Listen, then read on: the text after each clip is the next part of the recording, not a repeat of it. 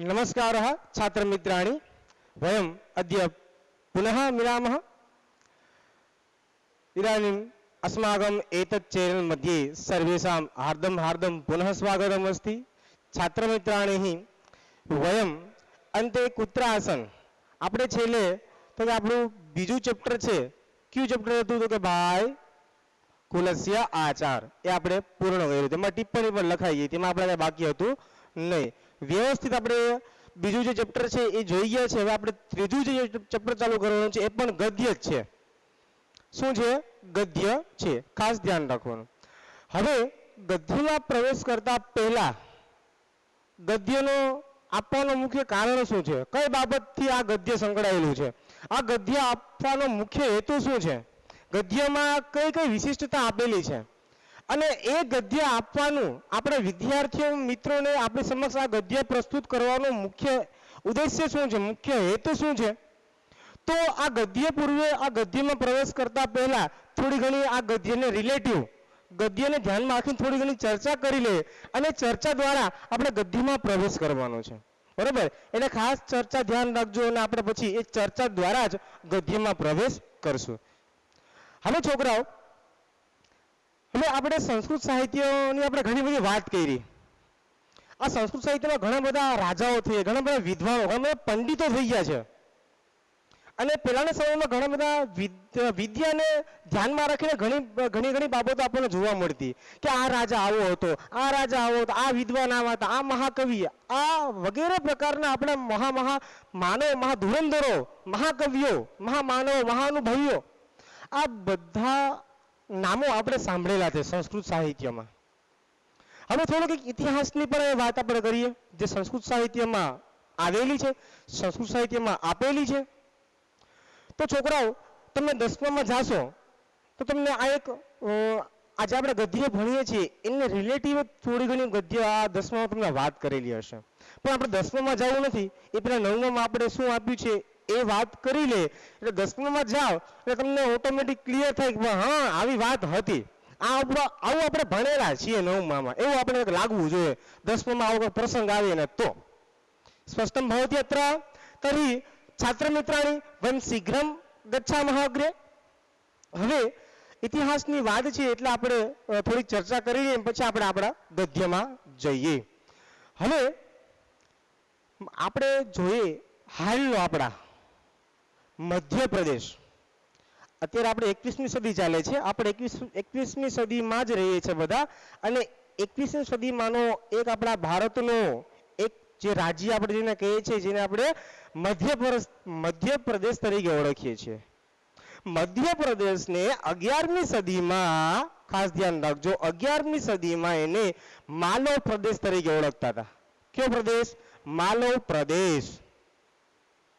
છોકરાઓ એ સમયમાં માલવ પ્રદેશ હતો હવે છોકરાઓ આ અત્યારે આપણે માલવ પ્રદેશને ક્યાં નામથી ઓળખીએ છીએ ભાઈ તો કે ભાઈ મધ્યપ્રદેશ હવે વાત કરીએ મધ્યપ્રદેશમાં હાલમાં એની રાજધાની કઈ છે આ એક જનરલ નોલેજનો પણ ક્વેશ્ચન થઈ શકે કયો છે એની રાજધાની કઈ છે તો કે ભાઈ એની રાજધાની ભોપાલ છે કઈ રાજધાની છે ભોપાલ આ થઈ 21મી સદીની વાત હવે ડાયરેક્ટ આપણે 11મી સદીમાં જઈએ તો 11મી સદીમાં એને માલવ પ્રદેશ તરીકે ઓળખતા હતા હવે માલવ તે સમયની હવે રાજધાની જોવી પડશે તો તે સમયની રાજધાની કઈ તો કે ભાઈ જેને આપણે ધારા નગરી કહીએ છીએ ધારાગીરી તરીકે ઓળખીએ છીએ અત્યારે ભોપાલ છે માલવ પ્રદેશની રાજધાની ત્યારે જેને આપણે ક્યાં નામથી ઓળખીએ છીએ ધારા નગરી ક્લિયર થાય છે અહીંયા તો છોકરાઓ હવે હું તમને એટલા માટે વાત કરું છું તારે કે તે સમયગાળો અને આ સમયગાળો તે સમયગાળે આપણે વાત કરીએ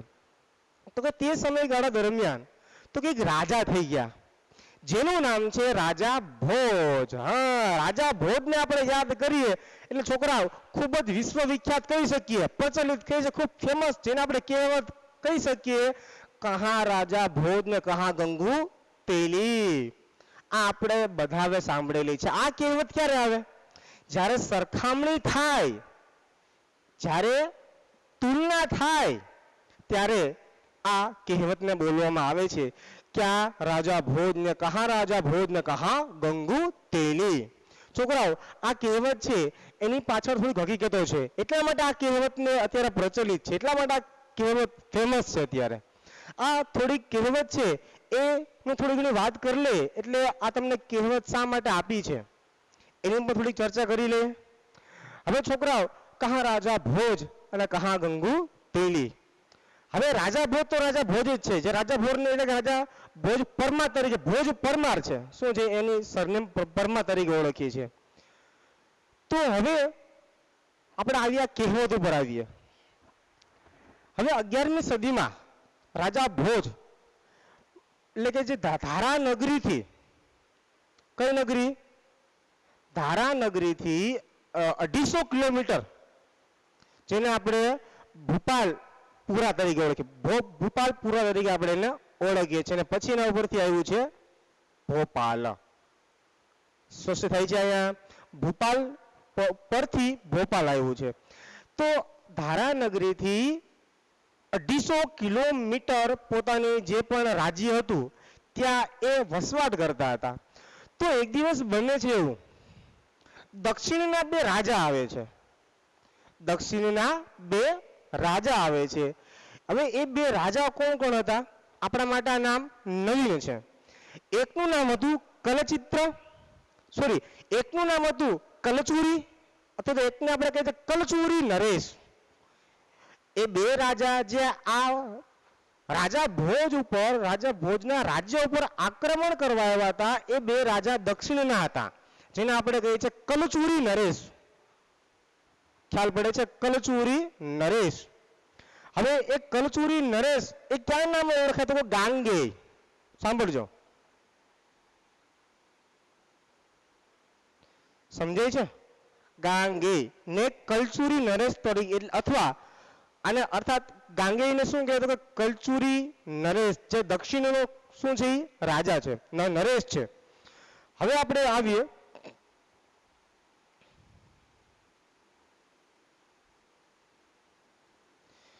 ગાંગેય તૈલંગ.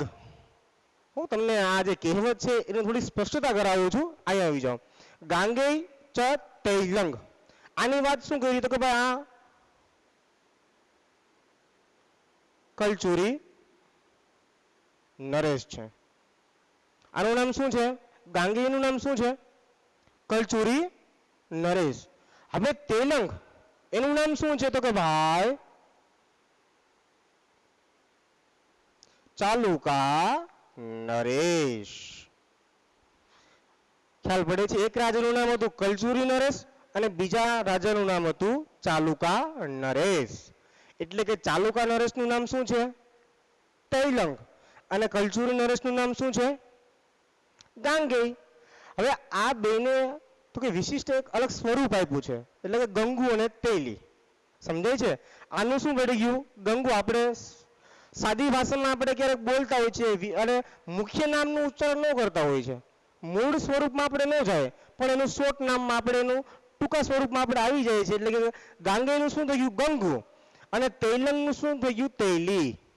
સમજાય છે? એ ગાંગેય કોણ હતો અને તૈલંગ કોણ હતો? ક્લિયર થાય છે? બે રાજા છે દક્ષિણના, એ રાજા અહીંયા ભોજ રાજાના રાજ્ય ઉપર આક્રમણ કરવા આવ્યા. આક્રમણ કરવા આવ્યા. હવે ભોજ રાજા તો આગળ વાત કરીશ કેવા હતા, પણ આ બે રાજાનું તો કે રાજા ભોજ પાસે કાંઈ આવ્યું નહીં. એટલે કે રાજા તો વિશિષ્ટ પ્રતિભાવાળા હતા, જ્ઞાની હતા, ઘણું બધા ગ્રંથોના રચયિતા હતા, વિશિષ્ટ કુશળતા, વિશિષ્ટ પોતાની જે પણ આપણે કહી શકીએ ભાઈ બુદ્ધિમતાથી એ ધરાવનાર વ્યક્તિ તો કે રાજા ભોજ હતા. તો આ બે જણા એ રાજા એટલે કે રાજા ભોજ ઉપર આક્રમણ કરેલા આ બેને રાજા ભોજે શું કરી દીધા? હરાવી દીધા. આ બેને રાજા ભોજે શું કરી દીધું? હરાવી દીધા, એને પરાજિત કરી દીધા. ત્યાંની પ્રજાએ પછી આ કહેવત બહાર પાડી કે કહા રાજા ભોજ અને કહા ગંગુ તૈલી. કહા ગંગુ તૈલી. સમજાણી આ કહેવત? સ્પષ્ટમ ભવતિ અત્ર છાત્ર મિત્રાણી.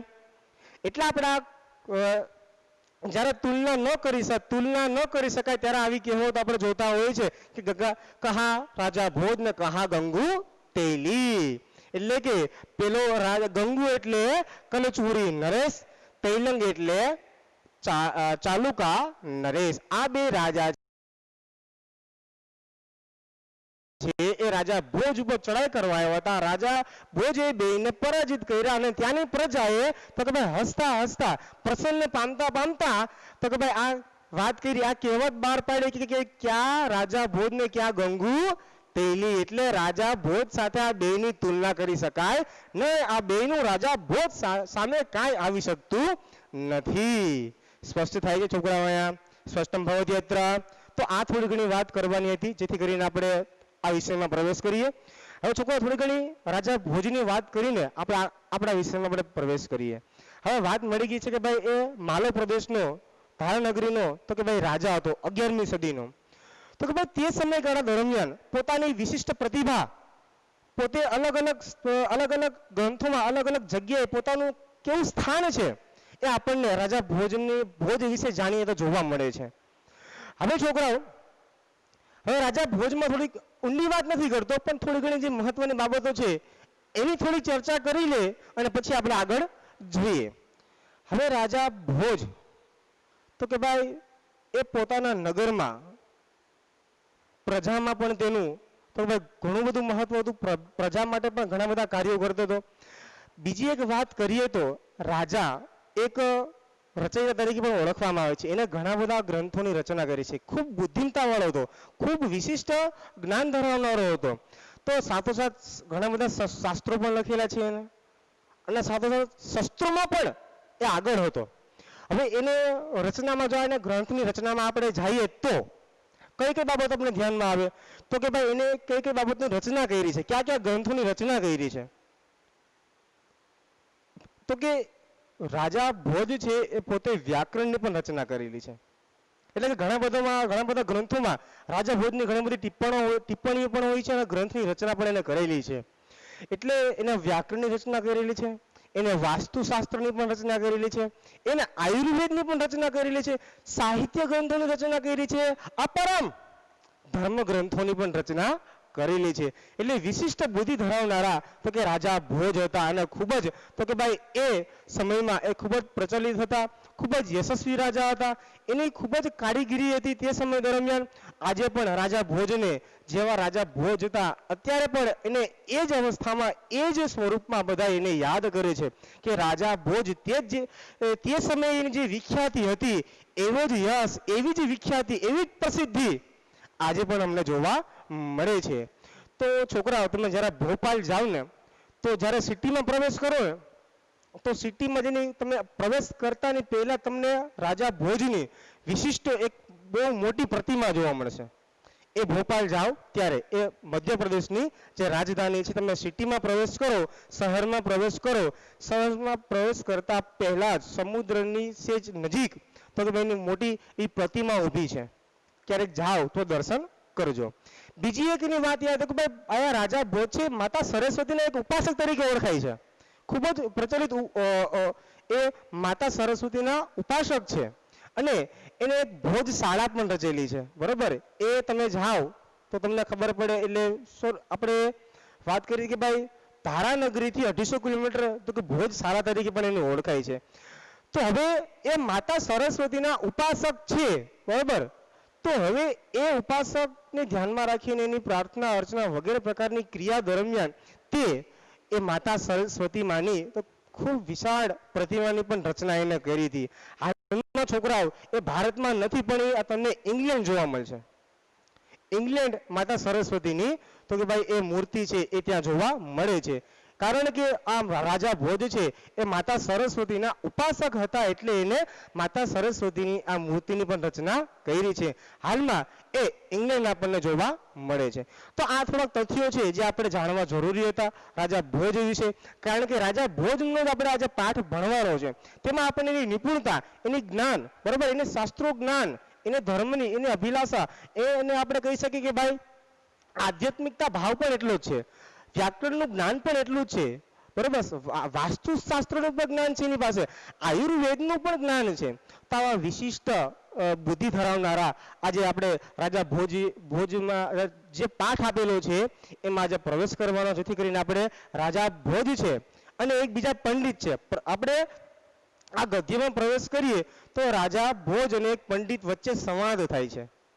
એમાં એકબીજાની ચડિયાતી વાત થાય, એકબીજાની શક્તિ પ્રભાવશાળી શક્તિમતાની વાત થાય છે કે ભાઈ હું આવો છું તો હું તારા કરતા આવો છું, તું આ રીતે કરીશ તો હું આ રીતે કરીશ, તું શેર છે તો હું સવા શેર છું. આવી રીતે પોતાની બુદ્ધિ કુશળતાને ધ્યાનમાં રાખીને અહીંયા બંને વચ્ચે સંવાદો રજૂ થાય છે. એ આપણે આ પાઠમાં જોવાનું છે. અને છોકરાઓ, અંતે આ સંવાદ પૂરો થાય એટલે બંને વચ્ચે જ્યારે સંતોષની વાત આવે એટલે આ સંવાદ રોકાઈ જાય છે, સંવાદ છે સ્તબ્ધ થઈ જાય છે. અને જ્યારે સંતોષની વાત આવે ત્યારે રાજા ભોજ પણ એ સંતોષને દાદ આપે છે, સ્વીકારે છે, અને પંડિતની અહીંયા જ્ઞાનને પણ એ સ્વીકારે છે, પંડિતને પણ એ પોતાના રાજ્યમાં બોલાવે છે અને એનો આદર સત્કાર કરે છે. એ આપણે જ્યારે આમાં જોઈશું બંનેનો સંવાદ છે એમાં આગળ પોતાની બુદ્ધિથી, પોતાની ચાતુર્યથી, પોતાની કુશળતાથી પોતે અલગ અલગ જેને આપણે કહીએ છીએ કે ભાઈ સ્ટેપ બાય સ્ટેપ પોતે અલગ અલગ સ્ટેજો જોવા મળે છે આપણને. પેલો શું કહે છે તો કે ભાઈ તું વર્ષા છે તો હું, પેલો શું કે તું અગ્નિ છે તો હું વર્ષા છું. એવી રીતે પોતાની એકબીજાની ચડિયાતી વાતો જોવા મળે છે. સ્પષ્ટમ ભવતી. તો આવી થોડી ઘણી બાબતો આપણે આ ગદ્યમાં જોવાની છે. તો ગદ્ય પૂર્વે થોડી ઘણી આપણી પાસે આવી રાજા ભોજ વિશે પણ માહિતી હોવી જોઈએ, અને એના દ્વારા આપણે આજે રાજા ભોજનો જે પ્રસંગ છે એ રાજા ભોજનો જે સંવાદ છે આપણે આજે પાઠમાં જોવાનો છે. સ્પષ્ટ થાય છે? તો હવે આપણે ગદ્યમાં પ્રવેશ કરીએ. સાથોસાથ જોતા પણ ટેક્સ્ટ બુક ખુલ્લી રાખજો અને બાજુમાં એક ટિપ્પણી પુસ્તક પણ ખુલ્લી હોવી જોઈએ. સ્પષ્ટમ ભવતી અત્ર તર્હિ આગચ્છन्तु. હવે છોકરાઓ, પરિચય તો આપણે જે આપ્યું, મેં તમને વાત કરી એ પરિચયમાં મોટા ભાગનું આવી જાય છે, એટલે આપણે પરિચય આપવાની જરૂર નથી. મેં હમણાં વાત કરી, થોડી ઘણી ચર્ચા કરી, એને અનુલક્ષીને થોડી ઘણી ચર્ચા આ પરિચયમાં આપેલું છે, એટલે આપણે પરિચયમાં જવાની જરૂર નથી. એ તો તમે વાંચી જશો તો પણ તમને ખબર પડી જશે. તરી છાત્રમિત્રાણી શીઘ્રમેવ વયમ અગ્રે ગચ્છામઃ. કુત્ર ગચ્છામઃ? ગદ્યે મધ્યે. સ્પષ્ટમ. તરી હવે છોકરાઓ, રાજા ભોજ કેવા હતા એની પણ વાત થોડી ઘણી આવશે. જોઈએ આગળ, ધ્યાનથી જોજો.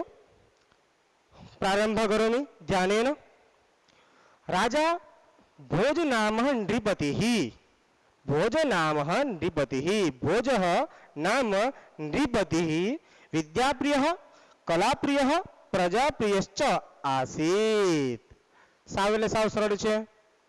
આમાં શબ્દો પણ સાવ સરળ છે. આમાં આપણે વિભક્તિ પણ જોવાની છે, ઘણા બધા ક્રિયાપદો પણ જોવાના છે. એટલે સાવ સરળ શબ્દો આપણી સમક્ષ અહીંયા પ્રસ્તુત કરેલા છે, જેથી કરીને આપણે આ પાઠ વ્યવસ્થિત સમજી જઈએ. શું કીધું? ભોજ નામ નૃપતિઃ. વિદ્યાપ્રિયઃ કલાપ્રિયઃ પ્રજાપ્રિયશ્ચ આસીત. ભોજ નામનો રાજા, નૃપતિ એટલે રાજા, ભોજ નામનો રાજા કેવો હતો એ વાત થાય છે. કેવો હતો? પ્રશ્ન કરી શકીએ. ભોજ નામનો રાજા કેવો હતો ભાઈ? તો વાત કરે છે ભોજ નામનો રાજા વિદ્યાપ્રિય, કલાપ્રિય, વિદ્યાપ્રિય અને જો છેલ્લે ચ છે અને વિદ્યાપ્રિય હતો, પ્રજાપ્રિય હતો. ભોજ નામનો રાજા વિદ્યાપ્રિય, કલાપ્રિય અને પ્રજાપ્રિય હતો. આસિત એટલે હતો. અહીંયા આપણું પેલું જે વાક્ય છે પૂર્ણ થાય છે. ઇદાનીમ સરળમ અસ્તિ કઠિનમ મા કુર્વંતુ. અતઃ એટલે આથી, તસ્ય એટલે તેની, રાજસભાયામ એટલે રાજસભામાં, સમજતા જજો સાથોસાથ, બરોબર.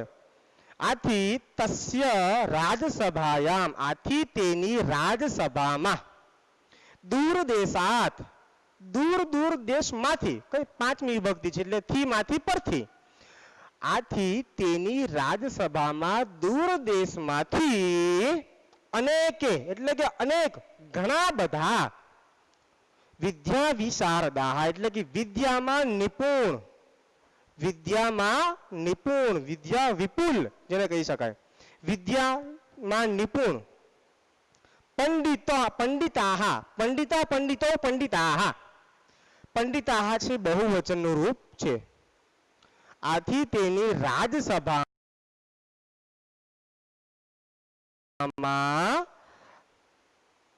દૂર દેશમાંથી અનેક વિદ્યા વિશારદા એટલે કે વિદ્યામાં નિપુણ પંડિતો સમાગચ્છન્તિ સ્મ. સમાગચ્છન્તિ સ્મ એટલે આવતા, તે તરફથી આવતા, સ્મ એટલે હતા. છોકરાઓ અહીંયા સ્મનો પ્રયોગ આપણે 9મા ધોરણમાં આવશે, આગળ વ્યાકરણ ભણશું એટલે સ્મનો પ્રયોગ આવશે. પણ તમને અહીંયા હું થોડીક ચર્ચા કરી. સ્મ ક્યારે આવે? તો કે જ્યારે એક કાળમાંથી બીજો કાળ દર્શાવવો હોય તો અહીંયા સ્મનો પ્રયોગ થાય. એટલે કે વર્તમાને રાખવો છે અને સાથોસાથ એને વર્તમાનમાંથી ભૂતકાળ કરવો છે. વર્તમાનનું ક્રિયાપદ એમને રહેવા દેવું છે અને બીજું એક ભૂતકાળનું અહીંયા આપણે પ્રત્યય મૂકી દઈએ તો વર્તમાનમાંથી કયો કાળ થઈ ગયો? તો કે ભાઈ ભૂતકાળ બની ગયો. સ્મ મૂકી દો એટલે ભૂતકાળ બની જાય. સ્પષ્ટ થાય છે અહીંયા? એટલે કે આવતા, સ્મ એટલે આવતા હતા. સ્પષ્ટમ ભવતિ અત્ર? હા, ફરીથી એકવાર. ભોજ નામનો રાજા વિદ્યાપ્રિય, કલાપ્રિય અને પ્રજાપ્રિય હતો. આથી તેની રાજસભામાં દૂર દેશમાંથી અનેક વિદ્યામાં નિપુણ પંડિતો આવતા હતા. સમાગચ્છન્તિ એટલે આવતા અને સ્મ એટલે હતા. સ્પષ્ટમ ભવતિ ઇદાનીમ? તર્હિ વયમ અગ્રે ગચ્છામः. એકદા ભોજઃ પ્રાસાદસ્ય ગવાક્ષે ઉપવિષ્ટઃ આસીત. એકદા એટલે કે એકવાર, એકવાર ભોજ, છોકરાઓ શબ્દ સાવ એટલે સાવ સરળ છે, બરોબર, સમજાઈ જાય એવા છે. એકવાર ભોજ પ્રસાદસ્ય, છોકરાઓ પ્રાસાદ શું આપેલું છે? પ્રાસાદસ્ય. પ્રાસાદ એટલે જેને આપણે મહેલ કહેવાય. શું કહેવાય? મોટો મહેલ જોઈએ ને, રાજમહેલ વગેરે મહેલો હોય. પ્રાસાદ એટલે મહેલ. એકવાર ભોજ પ્રાસાદસ્ય એટલે કે છોકરા કોઈ પણ એક પદની પાછળ, વર્ણની પાછળ જ્યારે સ્ય આવે ને ત્યારે સમજી લેવાનું કઈ વિભક્તિ થઈ છે, છઠ્ઠી વિભક્તિ થઈ છે. તો કે એની પાછળ નો, ની, નું ના વર્ણમાંથી કોઈ એક વર્ણનો ઉપયોગ થયો છે, આટલું સમજવું. ગવાક્ષે, છોકરાઓ ગવાક્ષે, અહીંયા જો ગવાક્ષઃ, ગવાક્ષે, હું તમને જ્યારે વિભક્તિ ભણાવીશ ને ત્યારે તમને ક્લિયર થશે કે ભાઈ ગવાક્ષઃ અને ગવાક્ષેમાં શું ફેર છે. જ્યારે ગવાક્ષે થતું હોય તો એ સાતમી વિભક્તિ થતું હોય. આપણે વિદ્યાલયને વિદ્યાલયે બોલીએ તો ફેર પડે છે ને.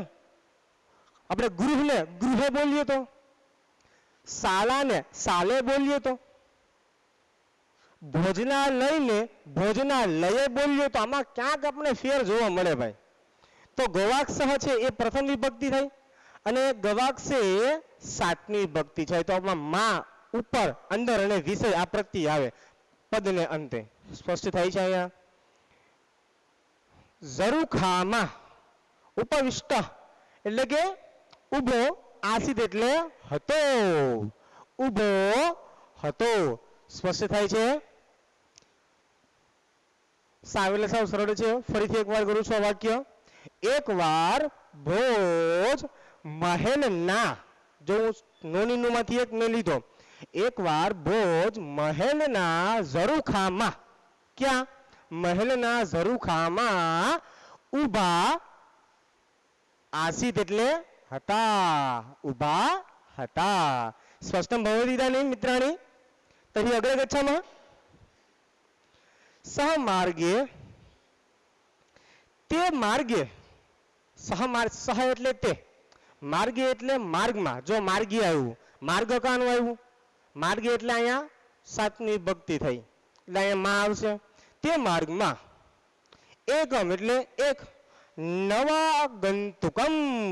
નવા એટલે આપણને મગજમાં બેસી જાય છે. નવા એટલે નવીન વાળા, નવીનની કંઈક વાત થઈ છે, નવી વસ્તુની કંઈક વાત થઈ છે. ગંતુમ એટલે જતા અથવા તો આવતા. અનભિજ્ઞમ, છોકરાઓ અનભિજ્ઞમ એટલે પરિચિત નહીં, એને જાણતા નથી આપણે, એને અપરિચિત કહેવાય. ખ્યાલ પડે છે? અનભિજ્ઞમ એટલે જાણતા નથી, એટલે એને આપણે શું કહેવાય? અપરિચિત.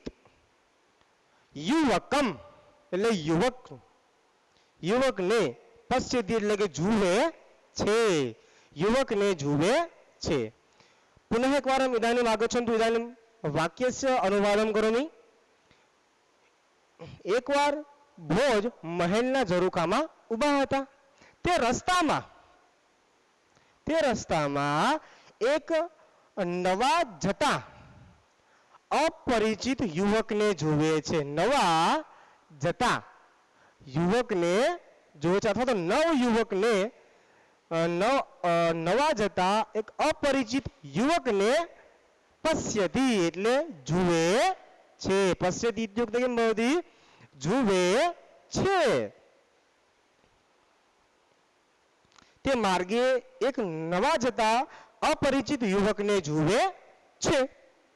હવે શું કહે છે આગળ? તસ્ય પરિચયમ જ્ઞાતુમ સહા તમ પ્રાસાદે આહ્વયતિ. ભાઈ જો શું કીધું હોય ધ્યાનથી સાંભળજો. તસ્ય એટલે તેનો, છઠ્ઠી વિભક્તિ છે, તેનો પરિચય, તેનો પરિચય, તેનો ઇન્ટ્રોડક્શન, તેનો પરિચય. જ્ઞાતુમ એટલે કે જાણવા, જ્ઞાતુમ એટલે જાણવા. અહીંયા હેતુ અર્થ કૃદંત થાય છે. જ્યારે કૃદંત ભણશું એટલે તમને તુમ આવ્યું છે ને એટલે ઓટોમેટિક ખબર પડે કે તું મેં આવે ને એ હેતુ અર્થ કૃદંત કૃદંત ને કૃદંત જોઈ, બીજું કાંઈ વિચારવાનું આવતું નથી. કારણ કે વા આવે એટલે સમજી લેવાનું હેતુ અર્થ કાંઈ હેતુ દર્શાવે છે, એટલા માટે આપણે અહીંયા હેતુ અર્થ કૃદંત લઈએ છીએ. તેનો પરિચય જ્ઞાતુમ એટલે જાણવા, તેનો પરિચય જાણવા. સહ એટલે કે તે, સહ એટલે તે, તેનો પરિચય જાણવા. તે તમ એટલે કે તેને, તેને પ્રાસાદે, પ્રાસાદે એટલે મહેલમાં. મેં તમને આગળ જ વાત કરી, પ્રાસાદ એટલે કે માં આવે, બરોબર? સ્થળની વાત થાય. જ્યારે છોકરાઓ સ્થળની વાત થતી હોય ને, સમય અને સ્થળની વાત થાય ત્યાં સાતમી વિભક્તિ જ આવે, બીજી એક વિભક્તિ મૂકતા નહીં. કઈ વિભક્તિ સ્થળ અને સમય આવે તો કઈ વિભક્તિ? સાતમી વિભક્તિ. તો કે પ્રાસાદ એ શું છે? સ્થળ છે. એટલા માટે શું કીધું કે ભાઈ પ્રાસાદે એટલે કે મહેલમાં. આહ્વયતિ બોલાવે છે. તેનો પરિચય જાણવા તે તેને મહેલમાં બોલાવે છે. કોણ તેનો પરિચય જાણવા મહેલને બોલાવે છે ભાઈ? તો કે રાજા છે એ પેલો નીચે ઉભેલા પંડિતને પોતાના મહેલમાં શું કરે છે? બોલાવે છે એનો પરિચય જાણવા માટે, બરોબર? એટલા માટે કીધું તે તેનો પરિચય જાણવા તે તેને મહેલમાં બોલાવે છે. આવો આગળ. તતસ્તયોઃ, છોકરાઓ તતઃ તયોઃ પછી તે બંને વચ્ચે, પછી તે બંને વચ્ચે, મધ્ય એટલે વચ્ચે, તતસ્તયો મધ્યે, તતઃ એટલે પછી, તયોઃ એટલે તે બંને, અને મધ્ય એટલે વચ્ચે. પછી સંધિ છૂટી પડે એટલે આવી રીતે બને તતઃ તયોઃ. પછી તે બંને વચ્ચે એવમ વાર્તાલાપઃ સંજાતઃ. શું કીધું? પછી તે બંને વચ્ચે આ પ્રમાણે વાર્તાલાપ સંજાતમ એટલે થયો.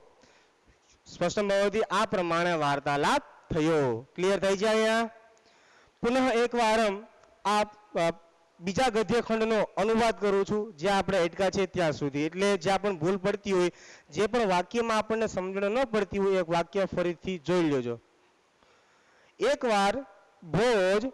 એકવાર ભોજ મહેલના ઝરૂખામાં ઊભા હતા. તે માર્ગમાં એક નવા જતા અપરિચિત યુવકને જુએ છે. તેનો પરિચય જાણવા તે તેને મહેલમાં બોલાવે છે. પછી બંને વચ્ચે આ પ્રમાણે વાર્તાલાપ થાય છે, અથવા તો આ પ્રમાણે વાર્તાલાપ થયો જે આપણને નીચે આપેલો છે એ. સ્પષ્ટમ ભવતિ મિત્રાણી ઇદાनीं તર્हि વયમ અગ્રે ગચ્છામः. આવો જો આમાં અલગ અલગ પાત્રો આપ્યા છે. જુઓ, પેલો ભોજ છે અને બીજો કોણ છે? પેલો યુવક. હવે બે અહીંયા પોતાનો પરિચય પૂછવાની કોશિશ કરે છે. રાજા ભોજ છે પેલા યુવકનો પરિચય જાણે છે અને બંને વચ્ચે જે વાર્તાલાપ થાય છે હવે આપણે પાત્રો દ્વારા જોશું. એટલે ધ્યાનથી જોજો કઈ રીતે કયા શબ્દોનું કયો અનુવાદ થાય છે અને કઈ રીતે આ શબ્દને આપણે અહીંયા વિભક્તિ સહિત સંધિ સહિત આપણે જોઈએ છીએ એનું પણ ખાસ ધ્યાન રાખવું. આવો પ્રથમ તું ભોજ વદતિ. ભોજ કિમ વદતિ ભાઈ? ભોજ કિમ વદતિ? હા, ઇદાनीं પશ્યन्तु. ભોજ ભવાન કહ વર્તતે. શું કીધું? ભોજ કહે છે ભવાન કહ વર્તતે. તમે કોણ છો? કહ એટલે કોણ, ભવાન એટલે તમે અને વર્તતે એટલે છો. તમે કોણ છો? અહીંયા યુવક સોરી રાજા ભોજ છે એ યુવકને પૂછે છે ભવાન કહ વર્તતે. તમે કોણ છો અથવા તો આપ કોણ છો? હવે યુવક બોલે છે અહમ ઘટપંડિત અસ્મિ. હું ઘટપંડિત છું. અહમ ઇત્યુક્તે હું, ઘટપંડિત એટલે ઘટપંડિત. આશ્ચર્ય થાય, ઘટપંડિત કઈ નામ હોય આવા, પણ આશ્ચર્ય રાજા ભોજને પણ થાય છે. એટલા માટે હવે આગળ જોશું એટલે ઘટપંડિત નામ કઈ રીતે પડ્યું છે આપણને આ યુવક કહે છે. એટલા માટે યુવક પોતાની જાતને શું કહે છે? જુઓ કે ભાઈ અહમ ઘટપંડિત અસ્મિ. હું ઘટપંડિત છું. અહમ ઘટપંડિત અસ્મિ. હું ઘટપંડિત છું. હવે રાજા ભોજ બોલે છે ઘટપંડિત. અહીંયા આશ્ચર્ય પામે છે, આને પ્રશ્ન થાય છે ઘટપંડિત કિમ નામ ઘટપંડિત. ઘટપંડિત એટલે શું? રાજા ભોજનો પણ પ્રશ્ન થયો ઘટપંડિત એટલે શું. હવે અહીંયા છોકરાઓ નામ એટલે અહીંયા આનો અર્થ લઈએ તો આવું ઘટપંડિત નામ શું એવું લે, પણ આપણે અહીંયા એ લેતા નથી. પણ અહીંયા વાત કરી છે કિમ નામ ઘટપંડિત. ઘટપંડિત એટલે શું એ વાત કરે છે. ઘટપંડિત ઘટપંડિત એટલે શું? સ્પષ્ટમ ભવતિ ઇતિ. ભોજો ઇદાनीं વદતિ ઘટપંડિત. ઘટપંડિત એટલે શું? હવે આગળ યુવક કહે છે. શું કહે છે? જોયો, યુવક પોતે ઘટપંડિત એવું શા માટે કીધું એનું અહીંયા વાત કરે છે. એની અહીંયા પરિચય દે છે કે મારું નામ ઘટપંડિત છે પણ એના પાછળ કારણ છે એટલે હું મારી જાતને ઘટપંડિત માનું છું. એટલે હવે અહીંયા વિશેષ ચર્ચા કરે છે ઘટપંડિત એટલે શું. જોજો શું કહે યુવક ઇદાनीं વદતિ કિમ વદતિ પશ્યन्तु. યથા જેમ. યથા ઇત્યુક્તે કેમ ભવતિ? યથા એટલે જેમ. ઘટે જો પાછું આવ્યું ઘટે એટલે કેટલી વિભક્તિ થઈ? 7મી વિભક્તિ થઈ માં. જેમ ઘડા ઘટ ઘટ એટલે ખબર પડે ને, ઘટ એટલે ઘડો. જેમ ઘડામાં પરિપૂર્ણમ. પરિપૂર્ણમ એટલે કે છલોછલ, બરાબર. જેમ ઘડામાં છલોછલ જલમ તિષ્ઠતિ. જેમ ઘડામાં છલોછલ પાણી રહે છે, પાણી ભરેલું છે અથવા તો રહે છે. તથૈવ તેમજ જેમ ઘડામાં છલોછલ પાણી રહે છે તેમજ મહી એટલે મારામાં. તેમજ મહી એટલે મારામાં. આ મહી છે એ 7મી વિભક્તિનું સર્વનામનું એક વચનનું રૂપ છે, બરાબર. તથૈવ મયી. તથૈવ મયી તેમજ મારામાં પરિપૂર્ણમ જ્ઞાનમ વર્તતે. મિત્રાણી ઇદાनीं ઘટપંડિતઃ નામ કિમ વર્તતે જાનંતિ સર્વે. હા, જેમ ઘડામાં મેં આગળ વાત કરી યુવક કહે છે યથા ઘટે પરિપૂર્ણમ જલમ તિષ્ઠતિ તથૈવ મયી પરિપૂર્ણમ જલમ જ્ઞાનમ. જલમ તું ન જ્ઞાનમ વર્તતે. સ્પષ્ટ થાય છે અહીંયા. જેમ ઘડામાં છલોછલ પાણી ભરેલું રહે છે તેમ મારામાં જ્ઞાન રહેલું છે. તેમ મારામાં જ્ઞાન છે, મારામાં પરિપૂર્ણ જ્ઞાન છે. અતઃ હવે કહે છે અતઃ એટલે આથી. અહમ હું સ્વાત્માનમ પોતાને, સ્વાત્માનમ એટલે પોતાને, ઘટપંડિતમ મન્યે, ઘટપંડિત માનું છું. સ્પષ્ટમ ભવતિ અત્ર. હા, પુનઃ એકવારમ. યુવકઃ કિમ ઉક્તવાન પશ્યन्तु અત્ર. જેમ ઘડામાં પરિપૂર્ણ એટલે કે છલોછલ પાણી ભરેલું છે, રહે છે, તેમજ મારામાં પરિપૂર્ણ જ્ઞાન છે. એટલે અથવા તો આથી હું પોતાને ઘટપંડિત મન્યે એટલે માનું છું. સ્પષ્ટમ ભવતિ મિત્રાણી ઇદાનીમ. આવો આગળ. હવે જો ભોજ અહીંયા વાત કરે, પેલો શું કીધું છે કે ભાઈ હું મારી જાતને જ્ઞાની માનું છું. ભોજ અહીંયા વાત કરે છે એનાથી ચડિયાતું બતાવે છે. એનાથી શું બતાવે? ચડિયાતું જ્ઞાની છે. તો આગળ જોતું હવે વાત કરે તું ભાઈ પરિપૂર્ણ, તું એમ કે છે હું ઘટ પંડિત છું. તો હવે આગળ વાત કરે છે, યુવક કહે છે, સોરી ભોજ કહે છે. હવે એ મનમાં વાત કરે છે, બરાબર, મનમાં વિચારે છે. શું વિચારે છે જોજો. યુવકની, બરાબર, યુવકની ગર્વપૂર્ણ, કેવી સાહસપૂર્ણ, આત્મવિશ્વાસથી બોલે છે. યુવકની ગર્વપૂર્ણ ઉક્તિ શ્રુત્વા, સાંભળીને, યુવકની આ ગર્વપૂર્ણ યુક્તિ વાત સાંભળીને પોતાને હવે આ જે પ્રવૃત્તિ કરે છે ને એ આ પોતે વિચારે છે મનમાં, પછી આગળ પ્રવૃત્તિ કરશે. એટલા માટે કીધું છે, આપણે કાઉન્સમાં આપેલું છે. જો યુવકની આવી ગર્વપૂર્ણ ઉક્તિ સાંભળીને પોતાને તતોપ્યધિગમ, તતોપ્યધિગમ એટલે તત અથવા તતો અધિગમ. હવે વાત કર તતો અધિગમ, તેના કરતા અધિક, સમજાય છે, તેના કરતા પણ અધિક મત્વા, તેના કરતા પણ ચડિયાતો માનીને એમ કહી શકાય. એટલે કહે છે કે ભાઈ યુવકની આવી ગર્વપૂર્ણ ઉક્તિ સાંભળીને પોતાને તેના કરતા પણ ચડિયાતી માનીને અથવા તો અધિક માનીને અહંકાર સાથે, અહમ સાથે બોલે છે. અહંકાર સેલ્ફી તરીકે બોલે છે, બરોબર. શું બોલે છે જોજો. છોકરા આ કાઉન્સમાં હતું ને એ પોતાની વિચારધારાથી પોતે એ વિચારતો હતો, એ આપણને પ્રસ્તુત કર્યું છે. જોજો શું કીધું, ખાસ ધ્યાન રાખજો, ફરીથી બોલું છું.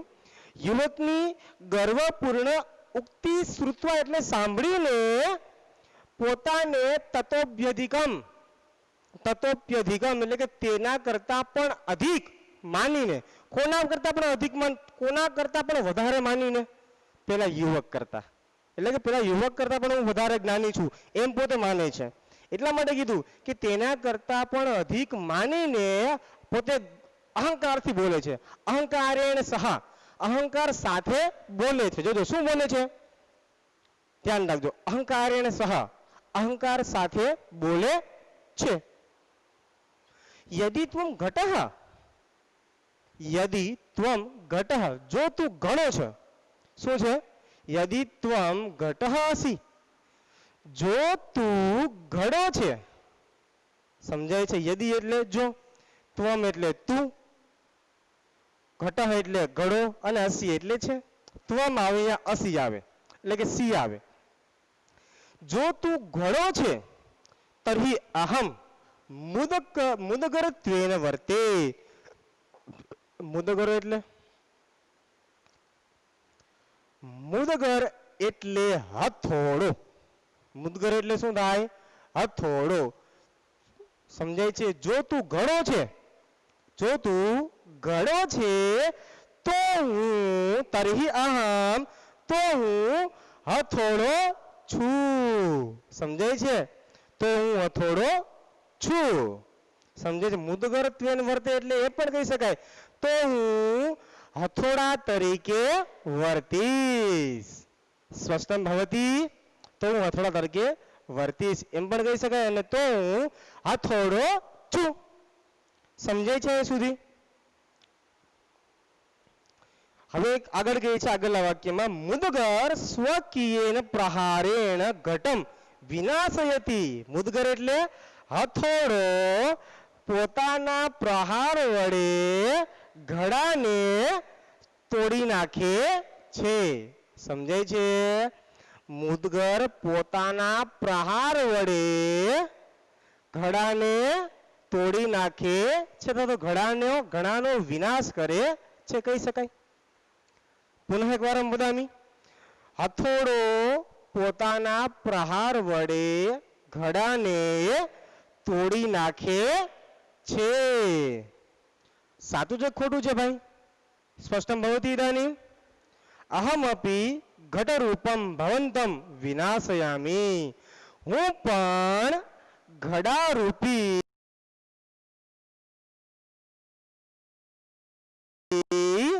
તારો વિનાશ કરીશ. સમજાય છે? હું પણ તારો અહમપી હું પણ ઘડારૂપી તારો વિનાશ કરીશ. શું કીધું? વિનાશયામી. સ્પષ્ટમ ભવતિ ઇદાનીમ. વિનાશયામી એટલે કે વિનાશ કરીશ. અહીંયા આપણો આ ભોજ છે એ જ્યાં સુધી એટકો છે પોતાનું જે પણ કથન છે એ અહીંયા આપણને જોવા મળ્યું છે. ફરી એકવાર જ્યાં સુધી આપણે ભોજ રાજા બોલ્યા છે ત્યાં સુધી એકવાર જોઈ જઈએ, માત્ર ને માત્ર ગુજરાતીમાં જ. ભોજ નામનો રાજા વિદ્યા આથી તેની રાજસભામાં દૂર દેશોમાંથી અનેક વિદ્યામાં નિપુણ પંડિતો આવતા હતા. એકવાર ભોજ મહેલના ઝરૂખામાં ઊભા હતા. તે માર્ગે એક નવા જતા અપરિચિત યુવકને જુએ છે. તેનો પરિચય જાણવા તે તેને મહેલમાં બોલાવે છે. પછી તે બંને વચ્ચે આમ વાર્તાલાપ થયો. ભોજ, તમે કોણ છો? ભોજ બોલે છે, તમે કોણ છો? યુવક, અહમ ઘટપંડિત હસ્તિ. અહમ ઘટપંડિત અસ્મિ. હું ઘટપંડિત છું. ઘટપંડિત એટલે શું?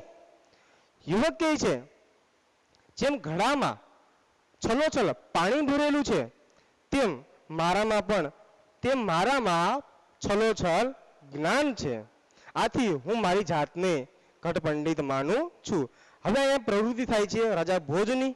શું કહે છે? યુવકની ગર્વપૂર્ણ ઉક્તિ સાંભળીને પોતાને તેના કરતા પણ અધિક માનીને અહંકાર સાથે બોલે છે, જો તું ઘડો છે તો હું તરી અહમ, તો હું શું છું? તો હું હથોડો છું. હથોડો પોતાના પ્રહાર વડે ઘડાને તોડી નાખે છે. ઘડાનો વિનાશ અથવા તો ઘડાને તોડી નાખે છે અથવા તો ઘડાનો વિનાશ કરે છે તો ઘડાને તોડી નાખે છે. અહમપી હું પણ ઘડારૂપી તારો, એટલે કે તું ઘડારૂપી છે એટલે તારો, હું પણ ઘડારૂપી તારો વિનાશ કરીશ.